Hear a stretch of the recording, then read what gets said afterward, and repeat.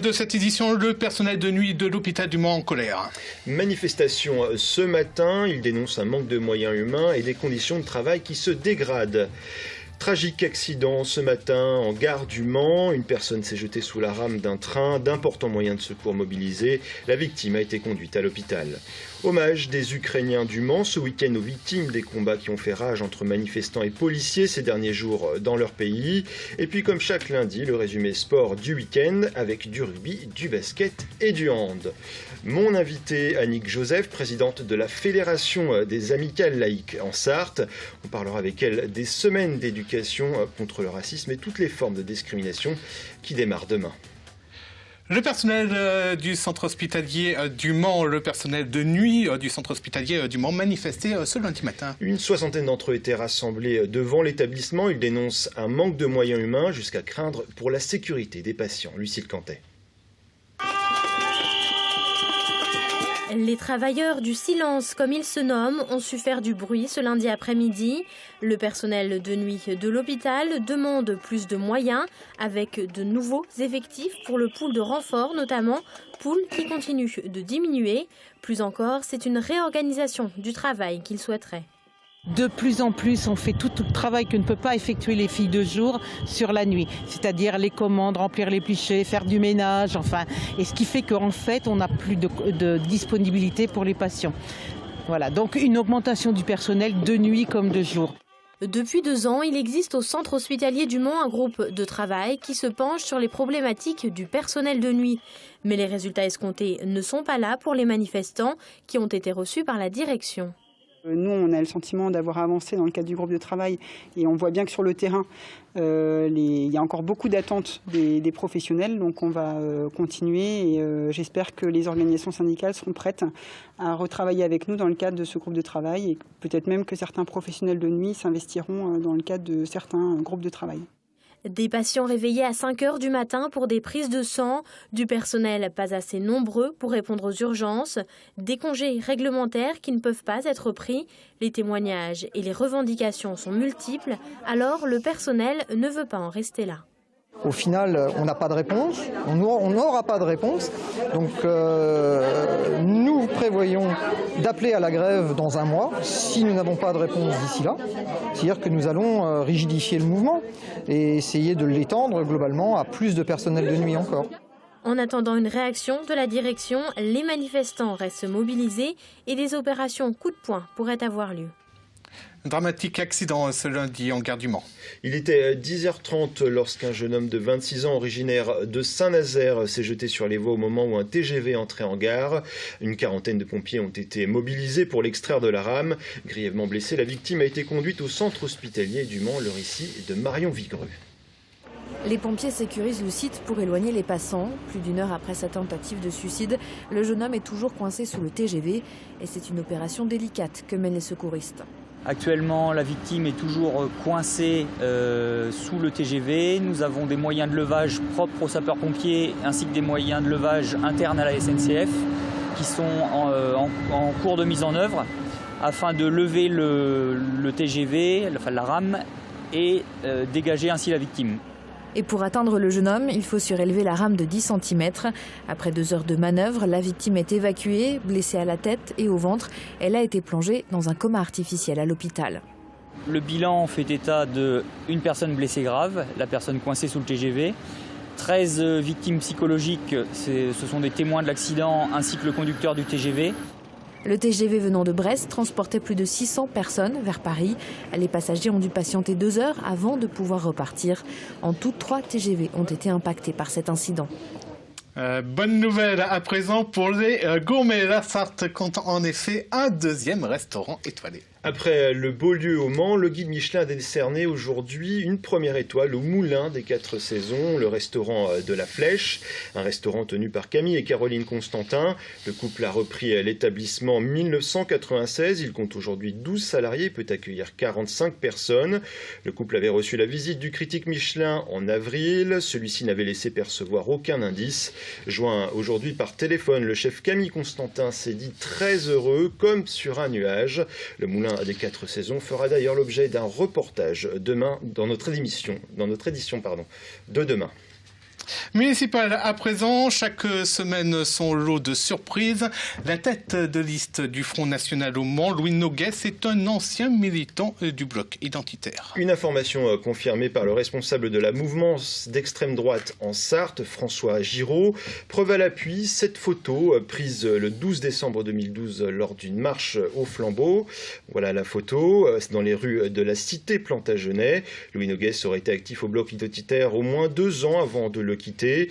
Une condition sine qua non pour les militants qui veulent se lancer en politique, notamment au sein du Rassemblement Bleu Marine, le RBM, auquel appartient Louis Noguès. C'est ce qu'explique Jean-Yves Camus, politologue et chercheur à l'IRUS, l'Institut des relations internationales et stratégiques. On l'écoute. Les perspectives électorales du bloc, de manière autonome, sont nécessairement limitées par son nombre d'adhérents, par ses moyens financiers. Il n'a pas pu présenter de candidat à l'élection présidentielle. Je ne suis pas sûr qu'il réussisse à présenter les listes régionales. Donc à un moment donné, vers où peuvent-ils s'orienter? Assez naturellement, me semble-t-il, vers le RBM. Simplement, pour arriver à une alliance, il faut nécessairement être 2. Et pour l'instant, sur la ville phare, en tout cas, où le bloc avait l'intention d'aboutir, qui est Nice, où bien le Front a opposé une fin de non-recevoir. On va parler racisme et discrimination à présent avec notre invité. Annick Joseph, bonsoir. Vous êtes délégué culturel au FAL 72, délégué culturel et éducation au FAL 72. Vous regroupez des associations et des collectivités, 40 au total en Sarthe. Alors vous organisez, vous coordonnez à partir de demain les semaines d'éducation contre le racisme et toutes les formes de discrimination. Avant de parler de la manifestation, on vient de consacrer un sujet au bloc identitaire et au Front National, une mouvance et un parti politique d'extrême droite qui rejettent les accusations de racisme dont ils font l'objet. Est-ce que ça veut dire que le racisme a disparu du paysage politique? Ça se saurait. Ça se saurait.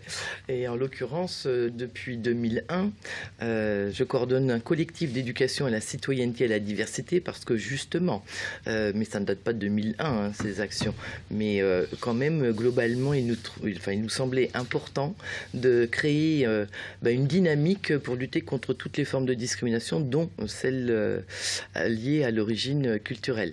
Donc, bien évidemment, dans le cadre de ces semaines d'éducation contre le racisme et toutes les formes de discrimination, il y aura des actions, des animations autour de cette question liée à l'origine.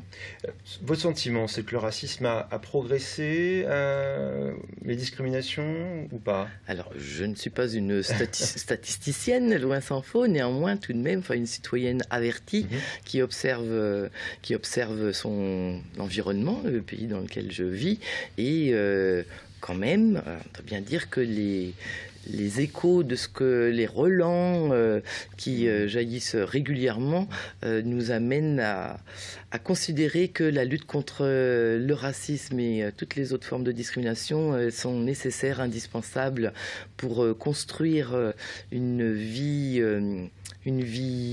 qu'on va dire meilleure, ou en tout cas un vivre ensemble meilleur. Quelles sont les discriminations les plus courantes aujourd'hui auxquelles on doit faire face? Là, je crois qu'il aurait fallu faire appel à notre défenseur des droits, parce qu'il y a des statistiques officielles qui sont liées à ça, mais tout de même, globalement, celle liée à l'origine est quand même prégnante. Les femmes ne sont pas en reste non plus en matière de discrimination ou d'inégalité de traitement. Je ne vais pas faire de hiérarchisation des discriminations, néanmoins, les homosexuels subissent aussi le rejet. On l'a vu quand même assez récemment avec la question du mariage pour tous. Les handicapés, on ne peut pas dire non plus qu'il ait fait tout ce qu'il devrait être fait pour améliorer les conditions de vie des handicapés dans la société civile. Donc je pense que ces principales discriminations méritent qu'un coup de projecteur leur soit donné, même s'il faut quand même préciser qu'au sein du collectif que je coordonne, c'est un travail au quotidien qui est mené avec les structures associatives, les structures socio-culturelles et les collectivités territoriales.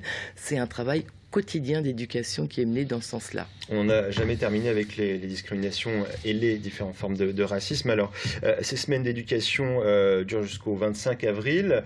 Des rencontres, des films, des débats, des repas interculturels. J'ai retenu la projection d'un film, Les Sablons en couleur, du nom du quartier classé zone de sécurité prioritaire au Mans. L'idée, c'est de changer le regard que portent les Manceaux sur ce quartier. Il me semble, oui, tout à fait. Le Centre du patrimoine et de la facture instrumentale qui a initié ce projet-là il y a déjà 2 ans, comme vous le disiez, ça a été de mettre un coup de projecteur aussi pour voir un peu les habitants des quartiers dont, quand on est dans son petit quartier tranquille, on peut avoir des idées fausses, des préjugés, avec le regard qu'on peut avoir sur le quartier comme les Sablons ou les Ronces-Reglonnières. Et on s'apercevra dans ce film qu'il y a des habitants de très longue date qui vivent et qui font vivre ce quartier avec tout leur enthousiasme, leur investissement à faire que le vivre ensemble au Sablon soit une réalité. Eh bien, merci beaucoup. Alors, pour voir le programme de ces semaines, on peut se rendre dans vos locaux, tout simplement au 18 rue Béranger au Mans, ou sur www.fal72.org. Merci beaucoup. Merci à vous. Alors que le calme revient à Kiev, les Ukrainiens du Mans, eux, ont rendu hommage aux morts de la révolte ce dimanche. Ils sont jeunes, ils étudient ou travaillent au Mans depuis plusieurs mois ou plusieurs années. C'est d'ici qu'ils ont vécu les affrontements de Kiev, alors que la révolution semble avoir gagné. Il rendait hommage aux victimes lors d'une messe dans l'église orthodoxe du Mans. Michael Texier. Dans les mains de ces Ukrainiens du Mans, des portraits de leurs compatriotes morts sur la place Maïdan à Kiev. Ce matin, on s'est organisé pour honorer la mémoire des victimes des derniers jours à Kiev. Et on va passer une messe orthodoxe à l'église orthodoxe du Mans. Les manifestations, les combats, les morts, ils les ont vécus de loin, ici en France, difficilement, sans pouvoir agir. Alors cet hommage, c'était le minimum qu'ils pouvaient faire. Parce que ces gens, ils sont morts pour notre futur, pour notre liberté, pour la liberté de nos enfants, pour l'Ukraine. Donc pour nous, c'est les vrais héros.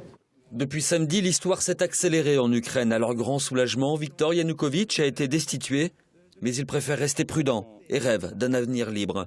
Il y a beaucoup qui vont retourner vers l'Europe, pas pour vivre en Europe, mais surtout avoir la démocratie et la liberté, ne pas avoir la corruption.